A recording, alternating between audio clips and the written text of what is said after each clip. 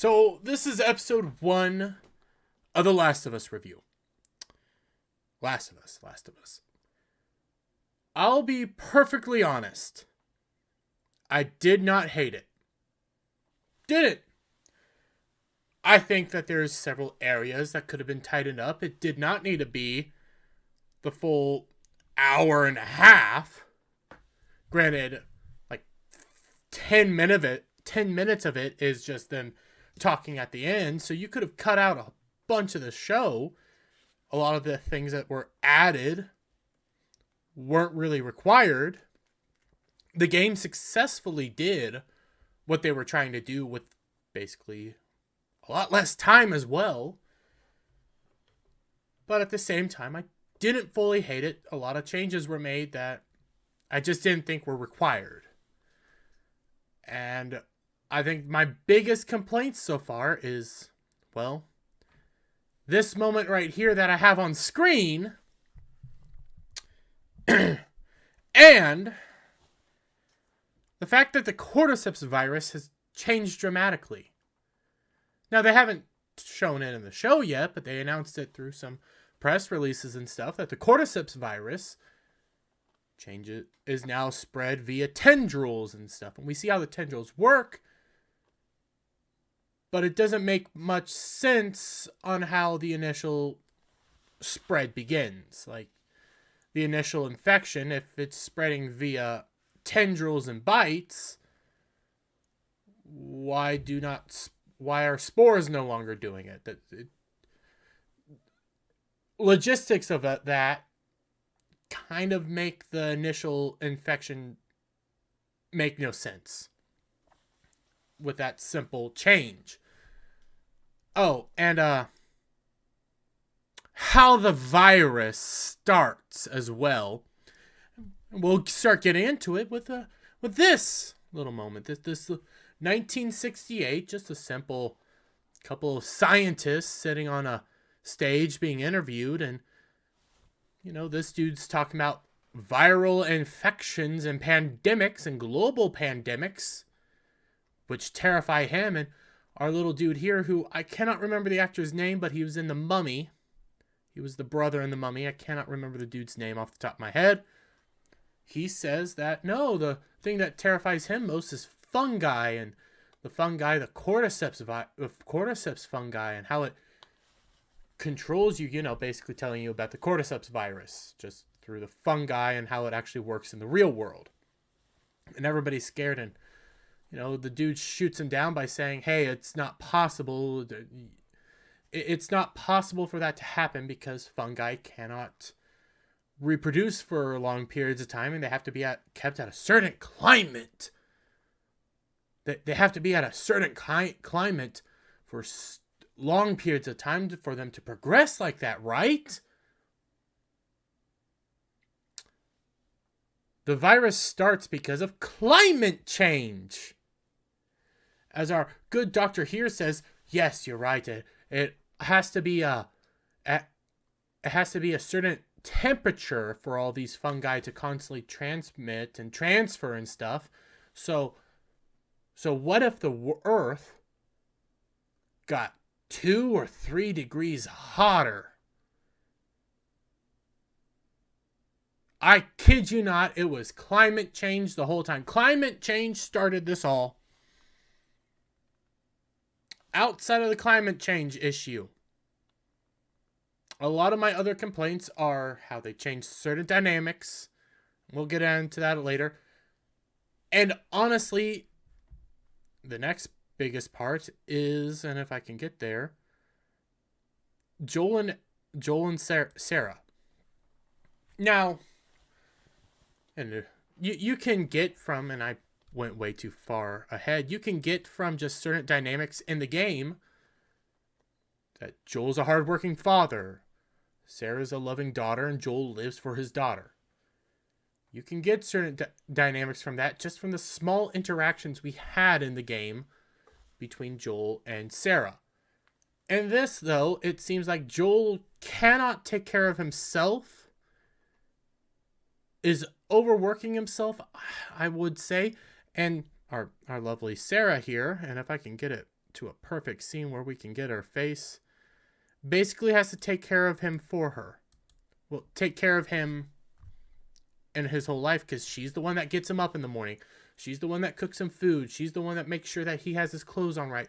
Which, I can understand that dynamic, but it's gotten to a point where I didn't need to see it. I didn't need to see that essentially Joel can't fully take care of himself, is what it comes off as. And he requires his daughter to do it for him. Cooking him breakfast. Even though it's his birthday and she wanted to do something nice, it seems more like, hey, she's cooking him breakfast. He's pouring a cup of coffee. She pours him a cup of OJ and says, drink it. Giving him all of his nutrition. She acknowledges that he has his shirt on inside out. Small things like this, I don't really need. And it kind of puts me off. I didn't need it. I didn't need all these changes brought in. We have Tommy come in and everything like that, Tommy's here. Tommy's here. He is required by Joel to be taken care of. And honestly, a part that I don't think we needed whatsoever, as they're leaving for the day to get her to school, if I can get it just right, is she takes Joel's watch. Okay? That wonderful moment in the game where she hands off the watch. In the beginning, she gives Joel the watch, says, here, happy birthday. How'd you get the money to replace this? I sell drugs. I sell hard drugs. That very touching moment, which I really like. I think it shows a lot, and I can't get this to work right today, so cut me a break. This is like my second video I've done using HBO Max, so cut me some slack. She takes the money from Joel's drawer. She takes the money and the watch from Joel instead of, you could assume she worked up the money. She found ways to save up the money to do this for Joel. And I also think in the game they say, hey, she stole the money. But I didn't need to see it. I didn't need to see her actually stealing the money and stealing the watch and getting the watch fixed. We had that. And then she has this weird moment, and you can't really see it on the screen if I can get it just right, where she picks up Joel's knife for some reason and starts caressing it and playing around with the knife. Another scene that I don't need. They then leave the house for the day, taking people going to work and stuff. Joel and Tommy are going to work, and they're going to take Ellie to school. Like you should, like a good father. And they have some bitter batter with the neighbors. These old neighbors and stuff saying, hey, we haven't had you over at the house for a while. And it comes off that not Ellie. This is Sarah, not Ellie. Ellie's later in the show. That's my bad. Sarah doesn't really want to go interact with the neighbors, and I have a hard time getting them on screen. And Joel and them don't really want to interact with them either. They seem more reclused than anything else, and they kind of find it tiresome and boring to go help out the neighbors. I don't need that. I don't need like this, I don't really want to help you out, but I'll go do it. I'll do it begrudgingly, with Joel telling his daughter, oh, you're going to go do it. Doing something nice for the older couple. I just didn't need it. They go off to school. You see not Ellie. God, I'm doing it again. You see Sarah in school learning. Again, just moments I didn't really need. Then you see her on the bus as she's going to the pawn shop or the watch store. No, I don't think it was a pawn shop. I think it was a watch fixer place. I don't know. Clock store, because you can see a bunch of clocks in it, and she pays the dude to fix the watch. Get it working again. Okay, these are just some moments that I don't really need. And from there, while she's at the little clock store, the clock owner's wife comes out and starts saying, "Hey, gotta get out, gotta get out, gotta go, gotta go," because there's cops going by, and she's panicking, frustrated, like things are happening. What's going on? I don't know. They're trying to build up the tension for the zombie thing, but again, the game did a better job. It did a better job of you in just small little moments, small little snippets of you connecting with Sarah and Joel in just a short amount of time. Whereas in this, I'm bored. I don't know why I need any of this. You know, she gets rushed out, told, "Hey, store's closed, go home, here's your watch, bye." And as she's leaving, and you can kind of see it, a Lone Star Watch and Jewelry, so it is a pawn shop. The dude's closing the blinds. They're closing up. They're closed for the day. Don't know why, but the wife was scared, so they're closing up shop. Now, Sarah returns back to the neighbor's house. Don't know how. Don't really need to know how, I think. You can infer she took a bus. And while she's at the neighbor's house, she's, being told, "Hey, we'll help out." You see, like, old lady number 3 here, who's an Adler. That's all I can remember. I know they're the Adlers. Is saying, "Hey, we'll bake cookies together because I'm getting tired of helping out my sick relative here." I don't know if that was her mom or her dad's or her husband's mom. But they're getting tired of helping out, and they're baking raisin cookies. Again, just stuff happens. It's not really progressing the show. This is supposedly supposed to make me endeared. No, that's not the word. Make me connect with Sarah more, but I'm just bored the whole time. It's not things that I want to see right now. Sarah's doing her homework as you see the old lady number 2 helping out old lady number 1. And, the timer goes off. Old lady number 2 goes in to go get the cookies out of the oven. So Sarah walks into the main little den area. Starts rummaging through some DVDs because the plan is, hey, we're going to take a crappy DVD back home because it's Joel's birthday. Like in the game. In the game. It's Joel's birthday, so here's the watch. And here's a crappy movie now that I don't remember being in the beginning of the game that they're going to watch together. So, while Sarah's rummaging through some games and stuff, and it's very hard to see, and you can start seeing it here, old lady number 1 starts fidgeting and stuff. Her mouth grows wide open. Nobody notices it, but you're supposed to know it. It's supposed to be like all shocking and stuff, but again, here comes the problem. The problem is, how did she get infected with the initial virus if your virus has changed from not being spores to being tendrils? How do you get initially infected with this if you don't get infected via spores? It's bites now. Sarah asks to borrow the DVD, says okay, she'll do it. And as she's walking out, the neighbor's dog starts whining and being scared of old lady number 1, great granny Adler, I guess is what we'll call her. Even though it's not that big of a deal, you can already infer that she's going to get infected. As Sarah walks outside, she starts hearing sounds up in the sky, and honestly, this should have made everybody worried and concerned. Bunch of war jets flying pretty darn low to the ground and flying that way, and you look up in the sky, you see this, you've seen cop cars racing by, all sorts of things going on crazy like, and you're like,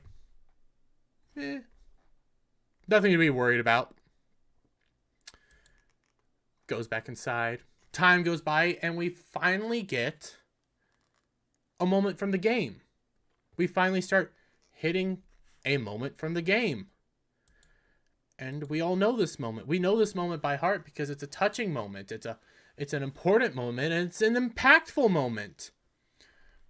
It's when Sarah hands Joel it's that whole moment where Joel comes home from a long day of work, working a double, sits down, and Sarah's there ready to give Joel the watch and stuff for her birthday. Well, for his birthday. You get the back and forth, the bitter banner, this moment where you can connect with them on a personal level in a different way that the game works pretty well at doing. And the show kind of flops. I was not that connected. I didn't care.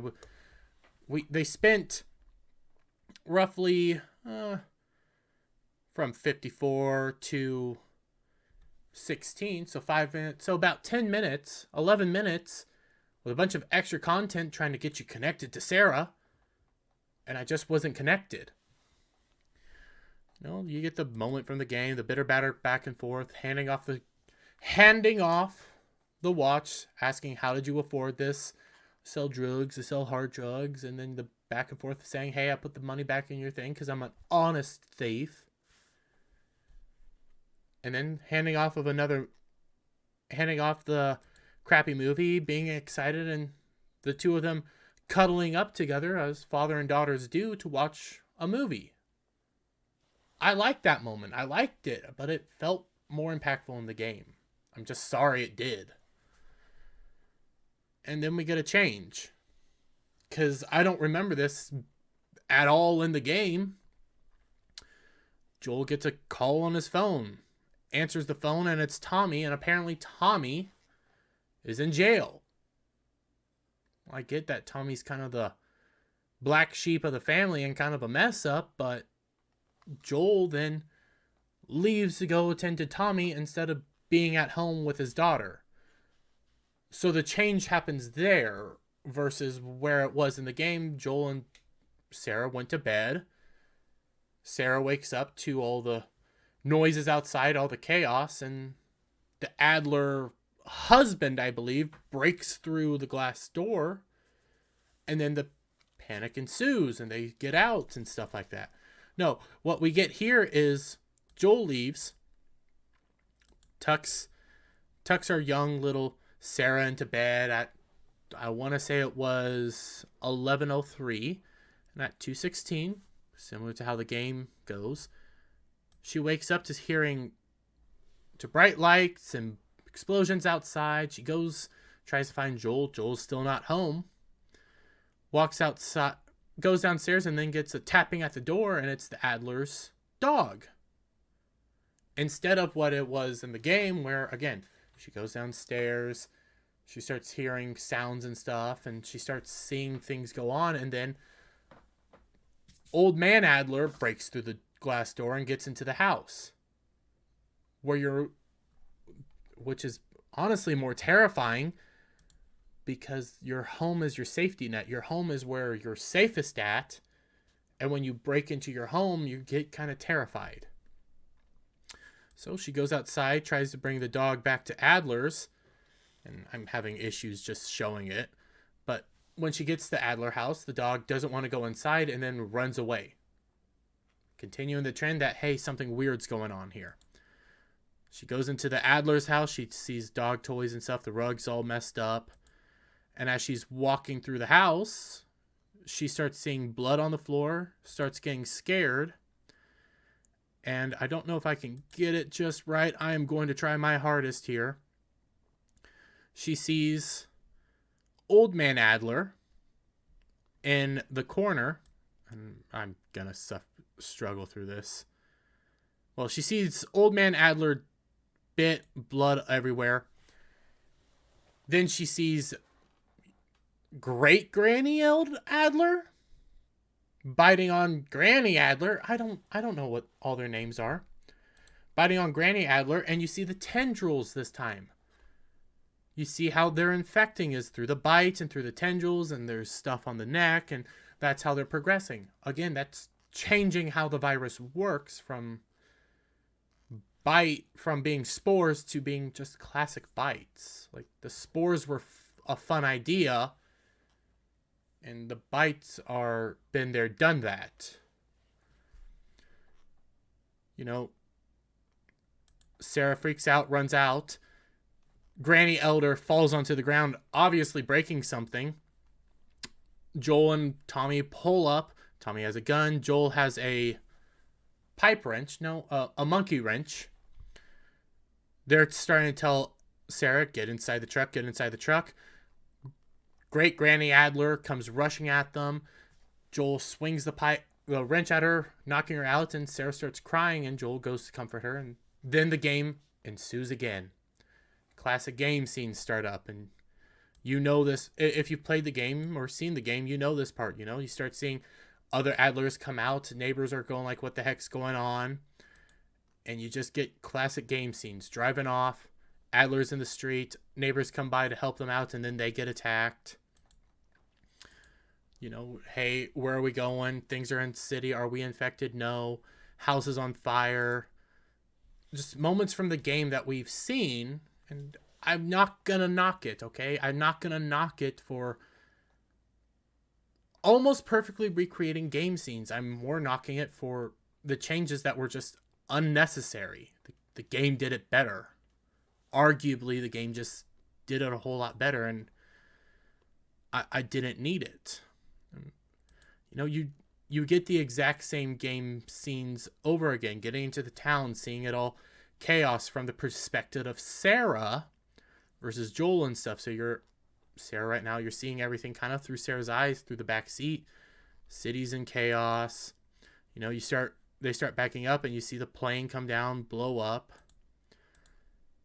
knocks the truck out of the way, and then this is when the perspectives change. You're no longer Sarah, you're Joel in the game, and they do a similar style here where we were following Sarah, walking with Sarah. Now we're walking with Joel carrying Sarah. You get the firewall where they're separated from Tommy.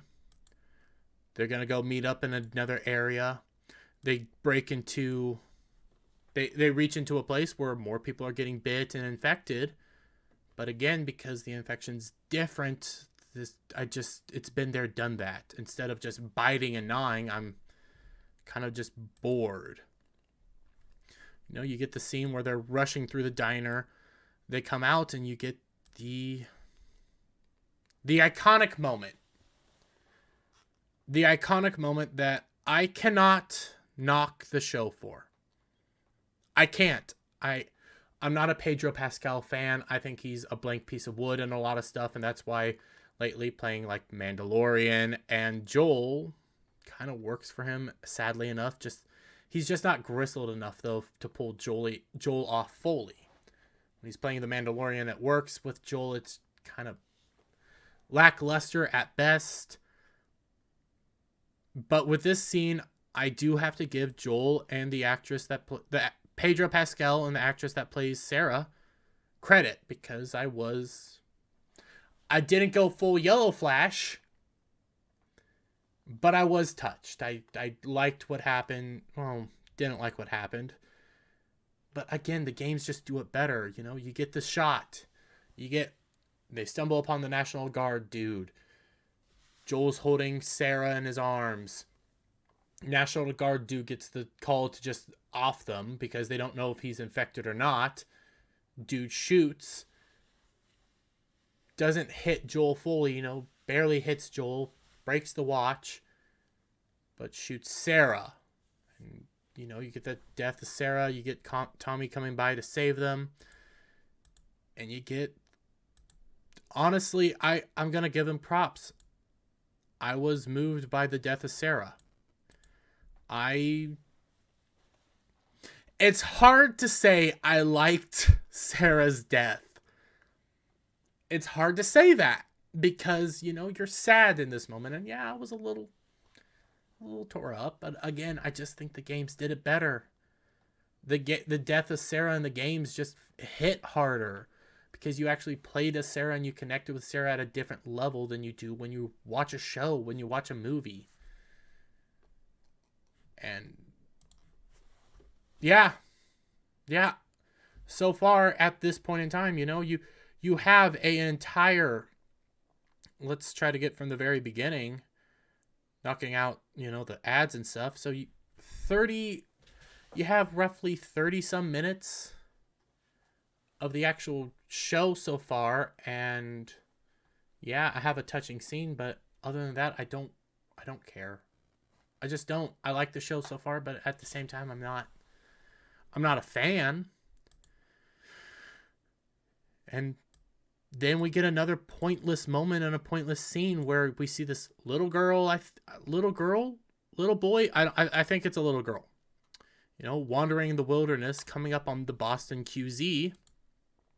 As she's coming up, some guards see her. She falls to the ground. Guards pick her up, take her inside, and she's strapped to a wheelchair. So they're wheeling her in because they're scared that something bad's happening. You get the shot of places to check. If I can get it just right. Places check. You get that shot. This is how you signs of an infection. Okay, bites, scrapes, things that you just need to look out for. You get random black whammons guard.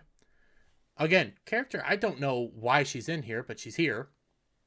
She kneels down. She talks to the little girl, points out that she has a scrape on the knee. Other guard does a scan to see if she's infected or not, and she's infected.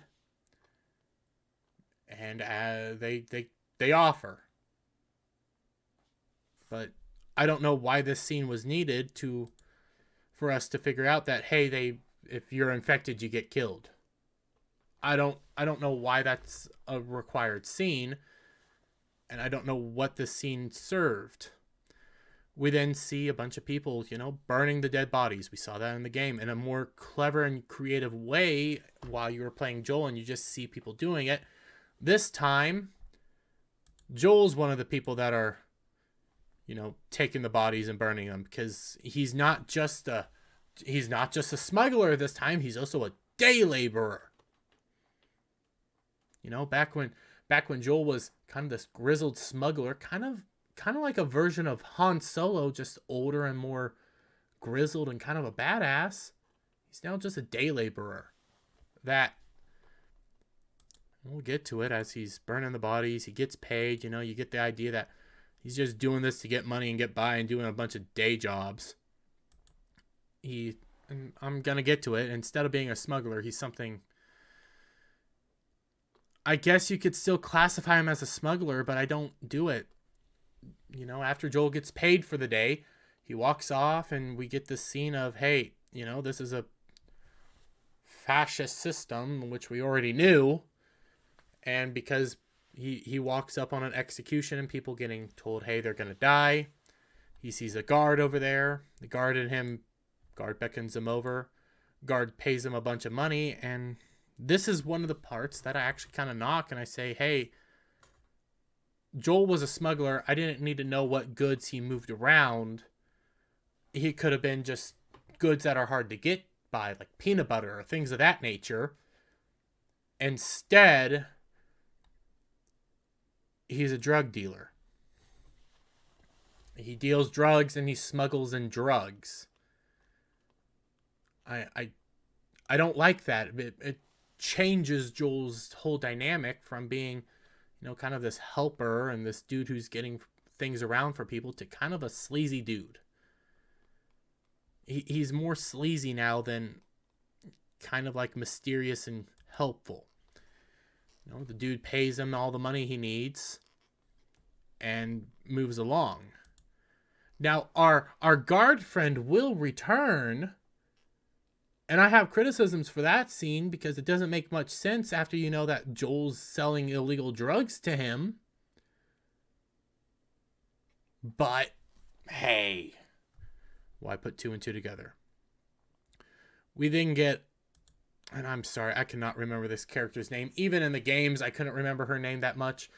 But it's Joel's partner, Tammy, I think. No, Tamra. I'm probably still getting it wrong. And instead of how we were introduced to her via the game, where Joel walks into the room, sees that she's beat up and everything, and then, you get the back and forth. They were this dude's guys and stuff. We pick her up after she's done getting beat up by the dude. Instead of seeing her after she's beat up, we're seeing her slightly after she just got beat up. And the dude's, I don't like this back and forth because it doesn't make much sense. It doesn't make sense at all because Tamara comes in all pissed off because the dude's trying to rip them off, but she's getting beat up. And then the dude's begging them to just drop it, just drop it. You know, I ripped you off, but just drop it. You know, we'll ignore it. I just beat you up, but we'll ignore it. We won't send Joel after you. Bad things won't happen. And the dude's just begging her to, you know, drop it. Because he knows, just after beating her up, mind you, that the moment Joel sees this, Joel's going to come and get him. So then why beat her up in the first place? Why rip them off? Why do any of this? This starts not making sense. And I have an issue with it, but you know, as our good buddy here, whose name I don't remember and I don't really need to remember, you know, as he's telling, I want to say it was Tamara. I'm blanking on her name, but the girl that Joel travels with for a while, I guess the love interest. Tamara looks up at him and goes like, "Don't worry about Joel. He does what I say." Well, something along those lines, you know, basically like she's in control of Joel. She can command Joel. She's in charge of Joel. Radical change from the game, because in the game they were partners. And this, it kind of sounds like Joel is kind of like a rabid dog that she owns. And why? Joel wasn't a rabid dog. Joel was a kind of a badass smuggler who had a partner that we kind of liked. And again, I'm always awful with the name, but it is what it is. Well, just before, I want to say the dude was about to kill her, we get this explosion. And yet, shockingly, other dude somehow survives, even though the explosion goes off right here and he was standing like right here. Our main lady survives, but the other two dudes die. And as as she stumbles out of the house, well, a basement I guess they were in, you know, she sees burning trucks and stuff. She's trying to come down. Sirens are saying, "Hey, everybody get inside. You know, bad things are happening." She ducks down, and you can tell that, hey, there's, for people who haven't played the games, there's terrorists and insurrection and bad things going on. There's rebels. For people who have played the games, you know this is a Firefly attack. Fireflies are attacking and stuff and doing what they do. Tamara then, she stumbles upon, and I'm trying to get it, basically two groups of guards. Some of them are taking fire. Here's our Firefly guy, and they're firing back and forth. Guards in front of her, guards behind her. She has nowhere to go, so they take her in. Even though she has her hands up saying, "I'm not one of them," she's kind of scared. She's scared, so they beat her up and take her in. Now we get an Ellie scene. Why? I don't know. Because I don't know what this does to progress the show. This is just being introduced to Ellie, who thinks her name is Veronica right now, versus, hey, let's do it by the game and go from Joel's perspective now. Instead of getting everybody else's perspective, why can't we just go with Joel and follow Joel up to meeting Ellie? No, we got to get everybody else. So Ellie's being locked up, chained up, instead of being behind a cage. You know, you get the people coming in here asking her to count 1 to 10, say your name, Veronica, and move on. And then she looks up at this wall, and I cannot get it, but you can kind of see it there. And she looks up, sees it painted on the wall, and God, fuck a diddly do. When you're lost in the darkness, that's what she sees, and she just starts looking up at it, acknowledging it, saying, "Hey, it's there. It's there." And that's that. Next, we have Joel walking over to a radio transceiver, trying to get messages out like the radio tower, trying to figure out, hey, where's Tommy? Why hasn't he radioed in? Have you gotten any messages yet? Dude tells him no. Tommy's hasn't radioed in yet. They have a back and forth saying, hey, Tommy. Dude thinks Tommy's fine. Joel says, where is he? He gets informed he's in Wyoming. Joel says, I'm going to go there and save him. Dude says, hey, I'm pretty sure he's fine. And Joel says, no, I'm going. Mark it down on the map. And the dude says, you can't do that because there's clickers and then there's slavers and all sorts of bad things out there. And Joel quips back with, well, you thought he was fine. So dude marks it down on the map and sends Joel on his way. We get Joel back at his apartment, and I don't know fully what he's doing because he already planned it out, but he gets down, he pulls out a bunch of stuff from a bunch of floorboards, sits down at a table, starts drinking some whiskey while going over the map, trying to figure out the fastest way to get to Wyoming, I'm guessing. Drinking heavily, contemplating stuff, and I don't know if I can get the scene just right. Again, like I said, I don't like Joel that much in this. I don't. Again, I don't hate the show yet, but I'm also not fully against the show, and I have to get more before I figure it out. But as Joel's drinking, I'm pretty sure he mixes a concoction that technically would kill a man, drinking heavy amounts of some sort of liquor, I'm willing to bet whiskey, and then takes roughly 3, because they were 2 full ones and 2 broken up ones, so roughly 3 of the Oxycontin that he's selling. So he's a drinker and a drug user now. He then passes out and has nightmares about this moment with Sarah. Joel's partner comes in, crawls into bed and stuff with him, wakes up the next morning, and we get a changed version, kind of like that first scene between Joel and her when she comes in after being beat up and Joel tends to her. We get a reversed version where Joel wakes up the next morning, takes a look at her, and starts dealing with her, and she tells him to lie. They were a bunch of kids. Then Joel says, these are a bunch of kids. They would have killed you, Tamara says, well, these are kids from prior to these are new kids. These aren't kids that lived through the infection and stuff. And then Joel kind of works it out of her that, nah, well, actually, Joel doesn't even work it out of her. She just tells him that, no, it was this dude. He reneged on the deal. He's not giving us the battery. He's trying to sell it to somebody else. So now we're just going to go there and beat him up. And he's scared of you, so you have to be on your best behavior. But now that kind of defeats the whole point of prior where you're saying, hey, you're going to lie and protect him.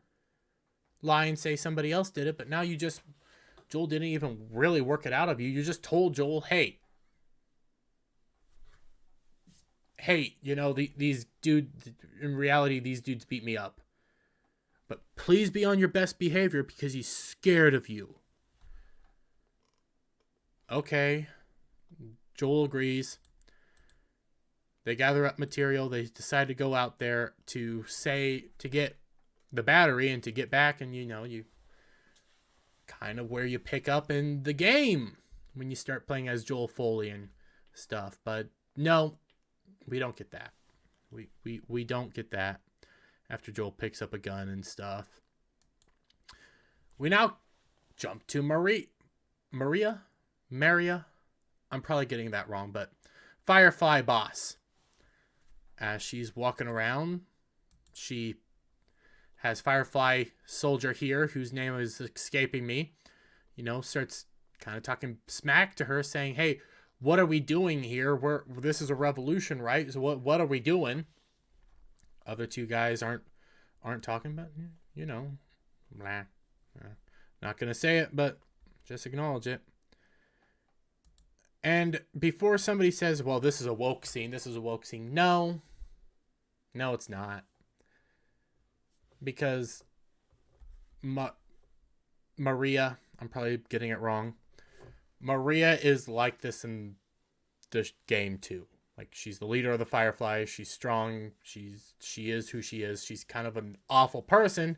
And I'm very curious, are they going to go full throttle through what they do in the games, where things happen? Anyways, she basically tells the lady, what, where have we hit and stuff, we've hit here, here, here, here, and here. Okay, where are we? We are here. I want to keep all the guards and stuff, all the I think they're Fedra, all the Fedra away from us, while we can plan on doing our job tonight.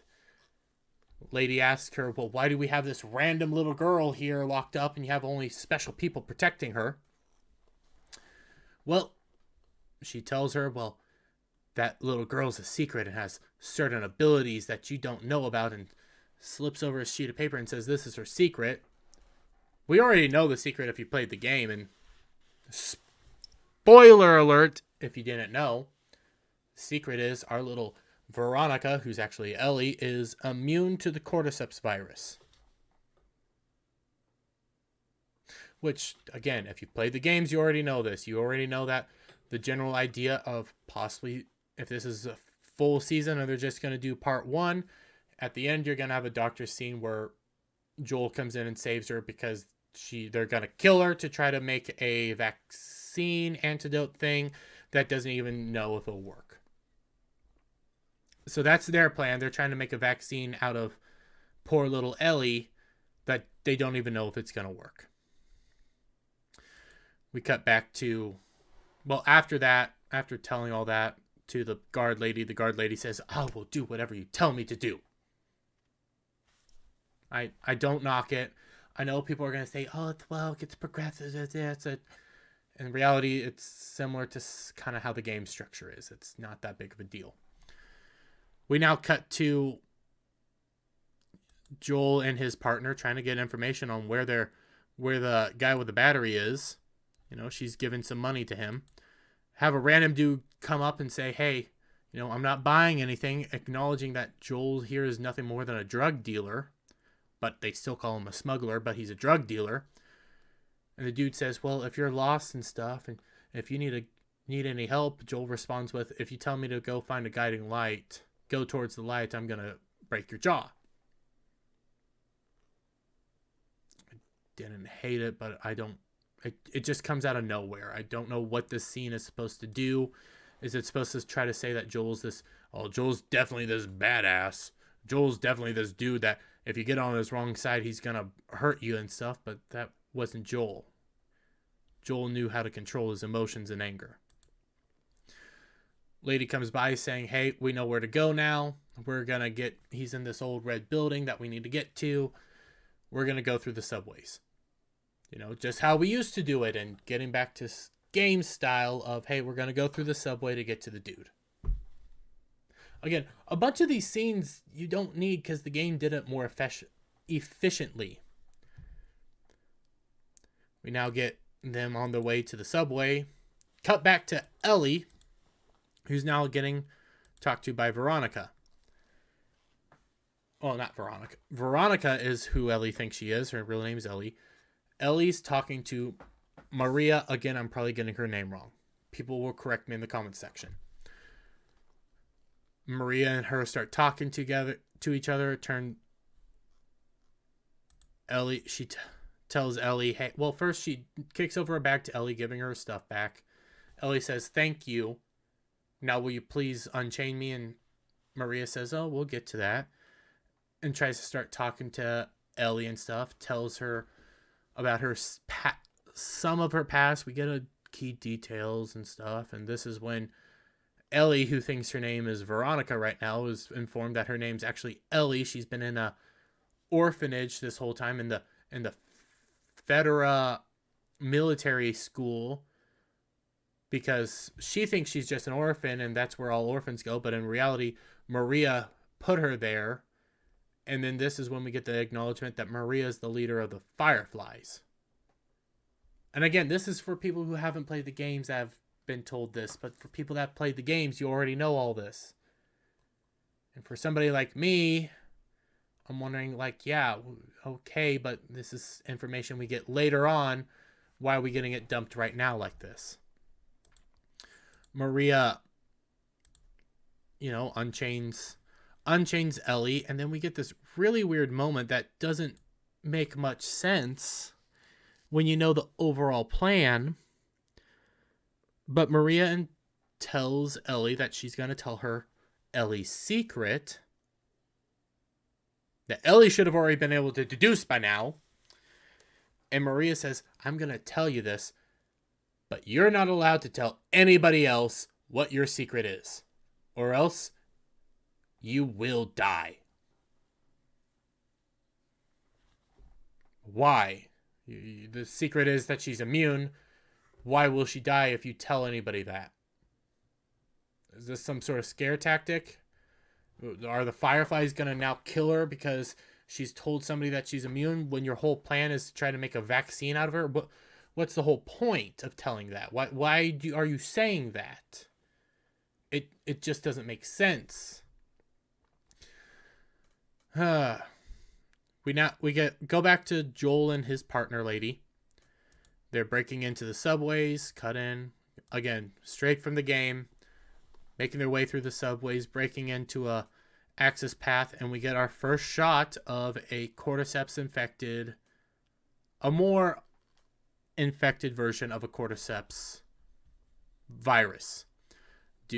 It's already dead, the clicker's dead, being merged with the wall because of the fungi, and towards the end of the fungi life. They say, hey, looks like the dude came down here when he got infected. Joel says maybe he got infected down here. Ooh, very scary. Very, very scary. Not really. Joel and them start moving on. Climb up a ladder. Joel informs her about the construction and everything. Bitter banter back and forth. But just ideas of, hey, Joel knows construction. Oh, cool. They get to the door. Tamara here tries to...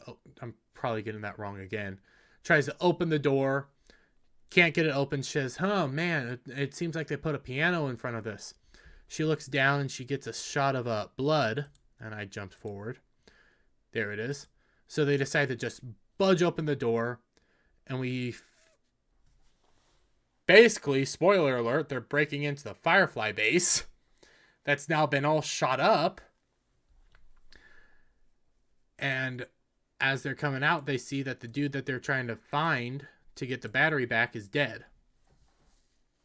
Because he's greedy, because he was trying to sell everything off, because trying to resell the battery, but it turns out the battery is nothing more than junk. The battery was bad to begin with, so that's why he's just going around and everybody got shot and beat up. Joel decides to start investigating the place, sees Maria and the other lady Firefly member as trying to get out the best of their ability, as Joel is, raising the gun to them. Ellie comes bursting out of the door, trying to attack Joel. Joel throws her to the ground. And Maria and other Firefly lady turn around and say, hey! Oh, it's you, Joel. Joel has gun train on her. Everybody knows each other. Joel knows Maria. Maria knows all of them, and so on and so forth. Excuse me. They inform Joel of what happened here. Dude came by with the battery. They saw the battery, said, hey, we don't want it. This is not what we need for our plan. We're trying to get out of here. We're trying to leave the QZ with the girl. Dude said, hey, no, can't take no for an answer. So guns came out and everybody got shot up. Pretty much that. With Maria now injured, lady here has no ear. They look at Joel and say, hey, you're an expert smuggler. You can help take our lovely Ellie here to a certain drop-off point. Okay, great. Joel says, nope, not going to do it. I'm not going to help you out. Maria says, you got to. Basically ends up talking Joel into doing it, saying, hey, We can get you all the supplies you need. Tamara says, hey, we can get all the supplies we need, and then we can go find your brother Tommy. Tommy. One of the two. Joel begrudgingly agrees to take the girl with him and take Ellie with him, and that's pretty much that. Maria's gonna gives Ellie to them, and that's basically how they plan to send them off. Again, similar to how the game is. In some regards, different in others, because now, instead of, fighting your way out, stealthing your way out from the hotel that they've been in, where they get Ellie and kindly get asked to, hey, can you help? Where I don't believe Maria was hurt at the time. Other than that, it's, can you please help us? No. Yes. Okay. And they don't have to fight their way out, even though the Fedra were said to be coming because there was a bunch of gunshots. They don't have to fight their way out. They just make their way out.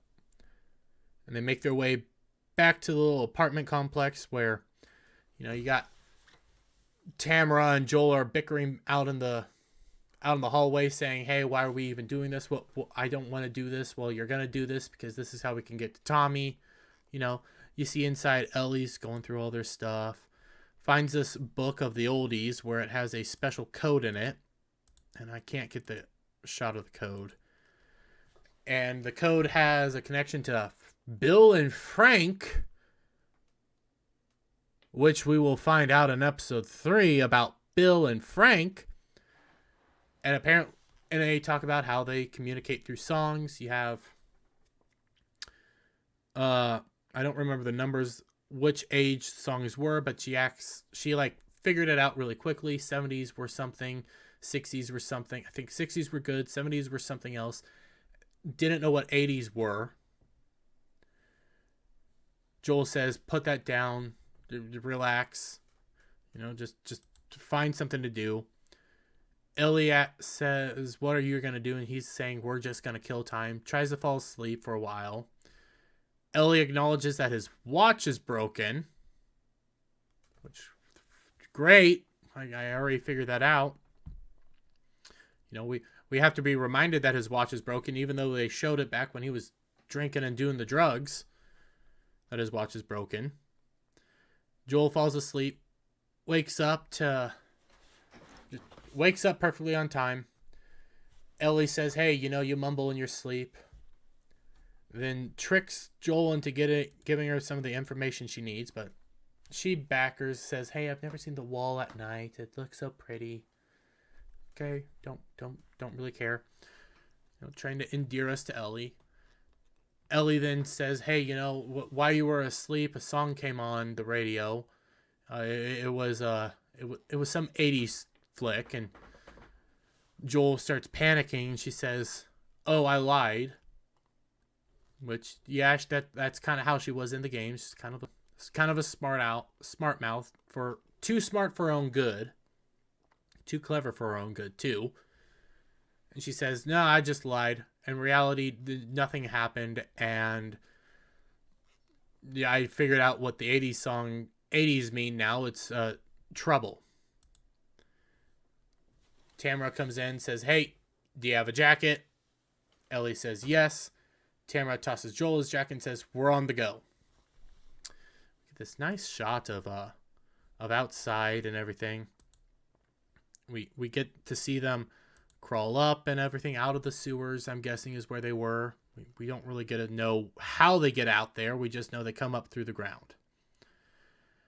As they're coming up, they're making their way around, get in from point A to point B, trying to dodge the lights and everything. Don't want to get seen. They come around a corner where we get our druggy guard from earlier. This is another scene straight from the game where the druggy guard's saying, hey, stop, don't move. Do everything by the books. Get on your knees. You're out of the quarantine zone. We're going to test you all and stuff and see if you're healthy or not. And Ellie's getting worried, scared about getting tested. I come to this moment, though, and my whole mind's like, hey, you sold this guy drugs earlier. Why aren't you just blackmailing him? Like, seriously, why aren't you just doing that? Why are you allowing him to boss you around in this moment? I don't know. You sold him drugs. You changed the dynamic so much so that Joel's now a drug dealer that sold this dude drugs. So why doesn't Joel just say, if you rat us out, I'm going to tell everybody that I sell you drugs. You'll come down with me. Why aren't you just saying that? No, don't get that. So, dude's coming by, testing them all. Everybody's okay. He tests Ellie, but in that moment, Ellie swings around, stabs him in the leg. Dude panics. Joel gets up saying, hey, we can work this out. We can fix this. Dude's aiming his gun at them, threatening to just start shooting, and Joel goes ballistic. Now, two thoughts here. When I see this, I think, hey, it's Joel doing what he couldn't do when he was with Sarah. He's now protecting another young girl who he's having flashbacks to Sarah. He's protecting him. He goes kind of berserk on them. I can see that. That is the protective instinct in him. And while Ellie's seeing this, she's watching as somebody kind of kills another dude to protect her. I watched the last and the ending bit with the cast and the directors and Neil Druckmann. And Neil Druckmann said in this moment, this was love that was infecting Joel in a very disturbing way, similar to how the cordyceps infect people. And it's dangerous and evil and bad. And my whole thought process is, no, this is Joel doing good. He's having flashbacks to Ellie and stuff, to Sarah. He's in this moment, his fight or flight instincts, his protective instincts, his fatherly instincts kick in to protect the person he loves. Even though he's just met Ellie, it's tricking him to thinking it's Sarah at this moment. Doing what he failed to do prior to save somebody else. Even if he's not that connected to them yet, he's doing what he failed to do. So Neil, you don't even know your own show. Dude gets beat up. They start getting worried. Tamara picks up the detective unit, sees that, oh, she's infected. Oh my God, she's infected. For those who haven't played the game, you're worried. Oh my God, she's infected. Something bad's happened. You get a shot of her bite, if I can even get it. I'm gonna try. You fail. She shows off the bite. You see this bite. She's like, I was bit 3 weeks ago. It takes barely a day to change. She was infected then. She hasn't changed yet. So what's going on? Guards are coming. Things are happening. They make their way out, and we get the shot back in their apartment. And guess what comes on the radio? Some 80s song. Trouble. Okay. Well, I know what happens the rest of the game. I know what ends up happening and how it goes forward. But that's that for this episode. My thoughts, like I've said throughout this episode, I didn't hate the episode. I didn't like it either. There's a lot of things that they tried to do. Hey, you got shot for shots from the game. Game just did it better. Well, if I want to see these shot for shots from the game, I'll go back and play the game. This goes back to my argument of why are we even making this? It doesn't make sense.